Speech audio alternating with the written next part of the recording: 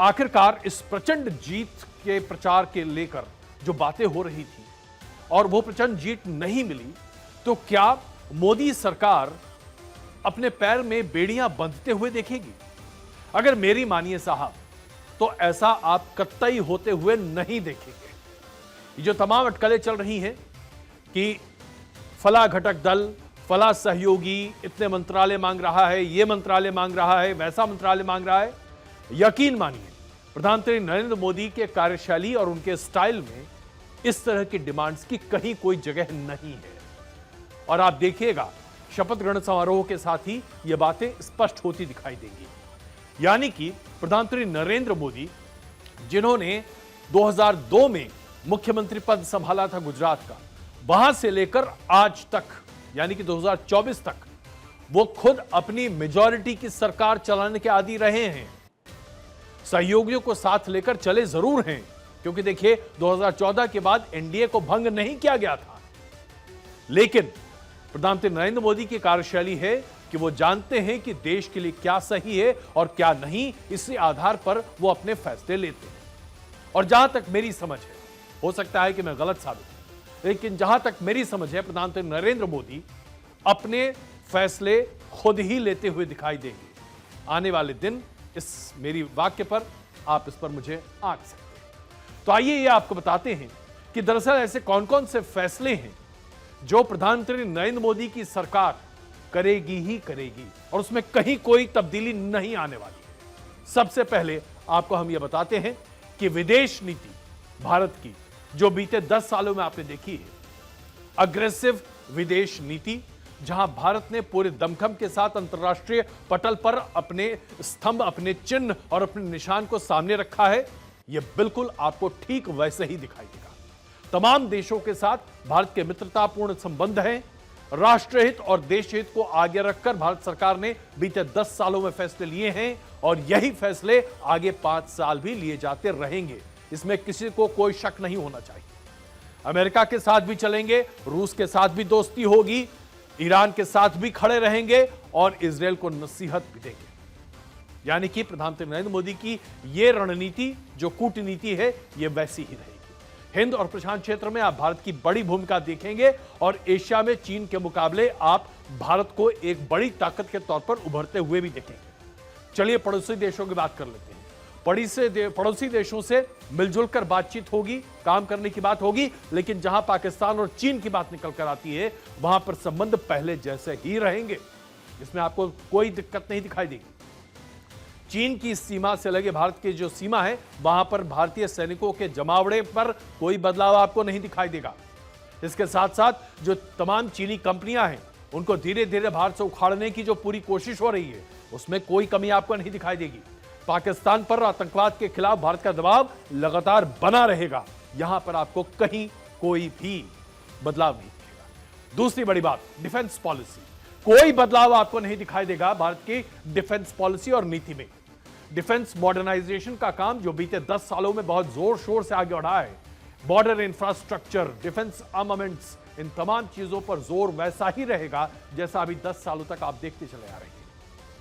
Make in India के तहत तमाम विदेशी कंपनियां और भारतीय कंपनियों को डिफेंस इक्विपमेंट्स को भारत में बनाने की जो प्रोत्साहन दी जा रही है, वो वैसे ही रहेगी और इसी आधार पर आप डिफेंस सेक्टर में बढ़ोतरी देखेंगे। राफेल के विमान खरीदे जा रहे हैं, नेवी वर्जन, वो बिल्कुल उसी आधार पर चलेगा। सबमरीन की तैयारी, एयरक्राफ्ट कैरियर, ये सब कुछ वैसा ही चलता रहेगा। कोई बड़ा बदलाव यहां नहीं दिखने वाला आपको। हाँ, एक बात जरूर है जिस पर थोड़ी सी आपको नीति में बदलाव दिख सकता है, वो है रिक्रूटमेंट प्रोसेस को लेकर और उसके साथ साथ पेंशन और प्रोविडेंट फंड्स जो सैनिक कर्मचारियों के हैं, उस पर भारत सरकार अपने रुख में थोड़ी सी लचीलापन ला सकती है, लेकिन बुनियादी तौर पर डिफेंस नीति एकदम वैसी ही रहेगी। अब आ जाते हैं आर्थिक नीति पर।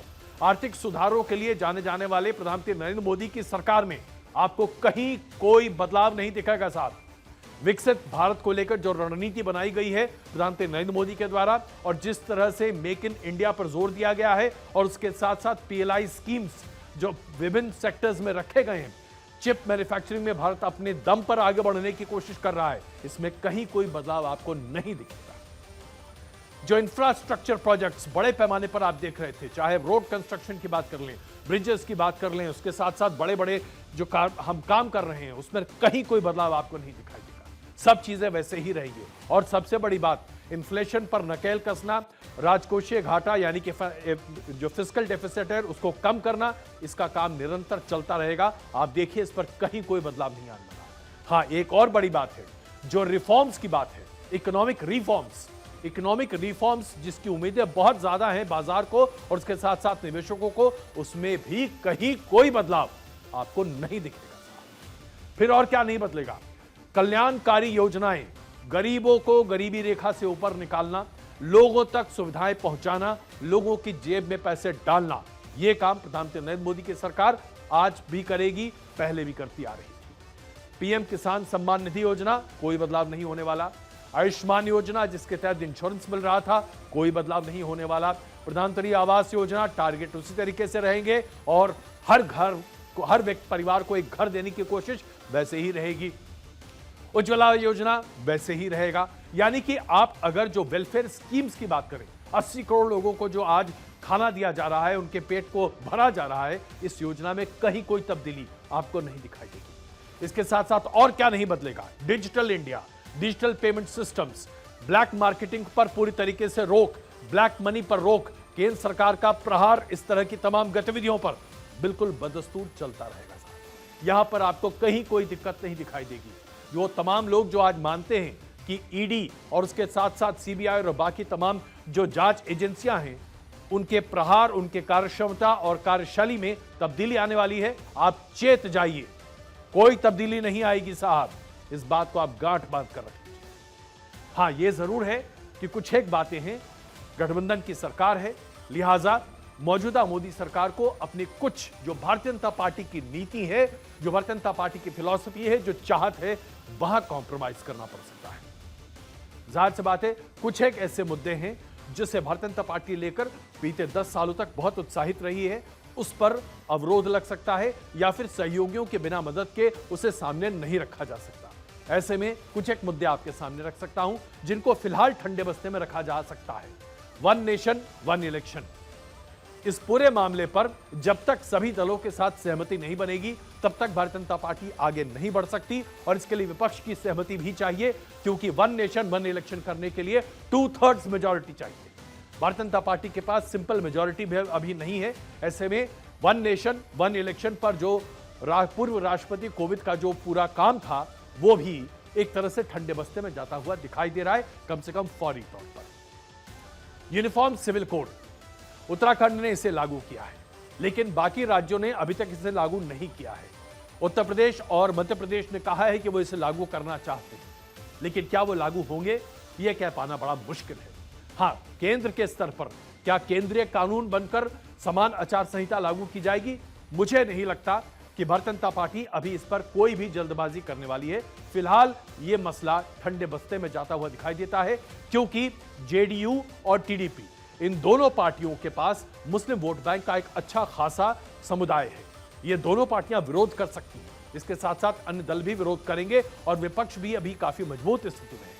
भारतीय जनता पार्टी के लिए यूनिफॉर्म सिविल कोड को अभी आगे लेकर बढ़ना थोड़ा मुश्किल होगा, इसलिए फिलहाल यह ठंडे बस्ते में जाता हुआ दिखाई दे रहा है। जुडिशियल रिफॉर्म्स, जिसे लेकर मोदी सरकार बहुत ही तेजी से आगे बढ़ना चाहती थी, क्योंकि इससे कई तरह की पारदर्शिता सामने आती हुई दिखाई देगी, यह भी फिलहाल ठंडे बस्ते में जाता हुआ दिखाई दे रहा है। कोलिजियन सिस्टम को लेकर कई तरह के सवाल हैं और यह बात हमेशा कही गई कि ब्रदर जजेस कैन नॉट अपॉइंट जजेस, लेकिन अभी इस पूरे मसले पर लगता नहीं है कि भारतीय जनता पार्टी की अगुवाई की सरकार, गठबंधन सरकार, कोई ठोस कदम उठाती हुई दिखाई देगी। इसके साथ साथ एनजेसी को लेकर, जो आप याद कीजिएगा कानून मंत्री रविशंकर प्रसाद थे, उस वक्त बहुत तेजी से इस पर काम शुरू हुआ था, लेकिन उसके बाद अगले 5 साल तक इस पर काम नहीं हो पाया। आज भी मुझे नहीं लगता है कि इस पर काम होता हुआ दिखाई देगा, यानी कि यह भी ठंडे बस्ते में जाता हुआ दिखाई दे रहा है। इसके बाद परिसीमन, 2026 में परिसीमन होना था। इस परिसीमन का विरोध सबसे ज्यादा दक्षिण के राज्य कर रहे थे। चंद्रबाबू नायडू के सरकार में शामिल होने के साथ ही परिसीमन पर अब अवरोध लग सकता है। यहां तक कि नीतीश कुमार, जो कि वन नेशन वन पोल के लिए एक तरह से सहमत हैं, वो परिसीमन को लेकर सहमत नहीं है। और भी कई ऐसे राजनेता हैं जो अभी घटक दल हैं एनडीए के, जो परिसीमन को लेकर सहमत नहीं होने वाले हैं। इसलिए परिसीमन को लेकर भी अभी मामला ठंडे बस्ते में जाता हुआ दिखाई दे रहा है। और महिला आरक्षण जो पारित किया गया पार्लियामेंट में 33% रिजर्वेशन, उसे 2029 के परिसीमन के बाद लागू करने की बात कही गई थी, वो भी फिलहाल ठंडे बस्ते में ही जाता हुआ दिखाई दे रहा है। तो ये ऐसे कुछ फैसले हैं, ये ऐसे कुछ बड़े मुद्दे हैं जो भारतीय जनता पार्टी अभी नहीं उठाएगी। याद कीजिए वाजपेयी जी का वो दौर, जब अटल बिहारी वाजपेयी की सरकार भारतीय जनता पार्टी के कई कोर इश्यूज को लेकर कोई भी निर्णायक फैसला नहीं ले पा रही थी, क्योंकि सहयोगियों की रजामंदी के बगैर इस तरह के फैसले नहीं लिए जा सकते। और अभी पूर्ण बहुमत की सरकार भारतीय जनता पार्टी की नहीं है। ऐसे में यह फैसले ले पाना थोड़ी मुश्किल होगी। इसके साथ साथ कहां कहां लचीलापन अब आपको दिखाई देगा। देखिए, यह बहुत बड़ी बात है, क्योंकि जैसे ही आप गठबंधन की सरकार पर आते हैं, गठबंधन की सरकार में लचीलापन आपको लेना ही पड़ता है। अब ऐसे में एक मुद्दा जो कि चुनाव में बड़ा बनता हुआ दिखाई दिया, अग्निवीर का मुद्दा, इस मुद्दे पर जेडीयू ने अपने रुख को साफ कर दिया है। पहले देखिए जेडीयू ने कहा क्या है। अग्निवीर योजना को लेकर के मतदाताओं के एक हिस्से में नाराजगी रही है। हमारी पार्टी चाहती है कि विस्तार से उन कमियों खामियों को दूर किया जाए, जिसको लेकर के जनता ने सवाल उठाए। इस योजना पर अगर देखा जाए तो लगता है कि भारतीय जनता पार्टी की अगुवाई की सरकार को विचार करना पड़ेगा। चुनाव के दौरान भी रक्षा मंत्री राजनाथ सिंह ने 2 मौकों पर कहा था कि अग्निवीर योजना में अगर कहीं कोई त्रुटियां हैं तो उन्हें दूर करने की कोशिश सरकार करेगी। यानी कि यहां एक मॉडरेशन आपको आता हुआ दिखाई देगा। इसके साथ एक बहुत बड़ा बदलाव आपको दिखाई देगा। अभी तक मोदी सरकार की एक बहुत डिफाइंड स्ट्रक्चर था, वो ये था कि ऑपोजिशन चाहे कुछ भी कहे, हमें जो करना है वो हम करेंगे, क्योंकि हम इसे राष्ट्रहित में मानते हैं, ऑपोजिशन की परवाह किए बगैर। लेकिन आज चूंकि ऑपोजिशन, इंडिया अलायंस और तमाम अन्य दल एक अच्छी सपोर्ट बेस के साथ खड़े हैं, उनके साथ तकरीबन 235 सांसदों का समर्थन है, लिहाजा केंद्र सरकार को अब अपने फैसलों में ऑपोजिशन को भी साथ लेकर चलना पड़ेगा, ऑपोजिशन की टिप्पणियों को ध्यान देना पड़ेगा। और यह सरकार के लिए जहां बहुत महत्वपूर्ण है, वहीं लोगों के लिए भी महत्वपूर्ण है। इसलिए यहां पर आपको लचीलापन दिखाई देगा। लचीलापन और कहां दिखेगा? दलित समुदाय ने भारतीय जनता पार्टी को इस बार बड़े पैमाने पर उत्तर प्रदेश, महाराष्ट्र, इन सभी राज्यों में धता बताया है। ऐसे में दलित समुदाय के नेतृत्व को लेकर उठ रहे नए चेहरे को अपनी तरफ लाने की कोशिश भारतीय जनता पार्टी की अगुवाई की सरकार कर सकती है और दलित समुदाय को अपनी तरफ आकर्षित करने के लिए एक नए लचीले उत्पन्न के आप कई ऐसे घोषणाएं देख सकते हैं। इसके साथ साथ अभी तक ये आरोप लगाए जाते रहे हैं मोदी सरकार पर कि बड़े उद्योगपति घरानों को सरकार का सीधे तौर पर समर्थन दिखता है। मोदी सरकार ने इसकी परवाह नहीं की साथ, लेकिन अब ये सीधे समर्थन की आरोप जब लगेंगे तो आप देखेंगे कि बड़े बड़े उद्योग घरानों से सरकार के संपर्कों की बात जो होती है, जो तथाकथित तौर पर एक नैरेटिव सेट करने की कोशिश की जाती है, इस नैरेटिव से भी एनडीए की सरकार बचने की कोशिश करेगी। एक लचीलापन यहां पर भी आपको दिखाई देगा और एक बड़ा लचीलापन काशी और मथुरा की मांग को लेकर होगा। वहां पर भी मंदिर निर्माण को लेकर बहुत ही अग्रेसिव पिच पर आप भारतीय जनता पार्टी की सरकारों को आगे आते हुए नहीं देखेंगे।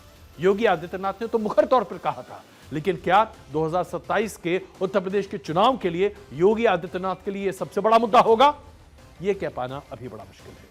यानी कि कुल मिलाकर अगर आप देखें तो गठबंधन की जो मजबूरियां होती हैं वो आज जाहिर सी बात है सबके सामने है। ऐसे में जो हम उम्मीद कर रहे हैं, जो बजट भी सामने आएगा, वो बजट जरा लोक लुभावन होगा, आम आदमी को टैक्स से थोड़ी राहत दिलाता हुआ देगा, महिलाओं, किसानों, युवाओं के लिए एक नया फोकस होगा और सबसे बड़ी बात, रोजगार के अवसर बढ़ाने को प्राथमिकता के तौर पर एनडीए की सरकार अब आगे बढ़ाएगी। ये बदलाव आप देख सकते हैं आने वाले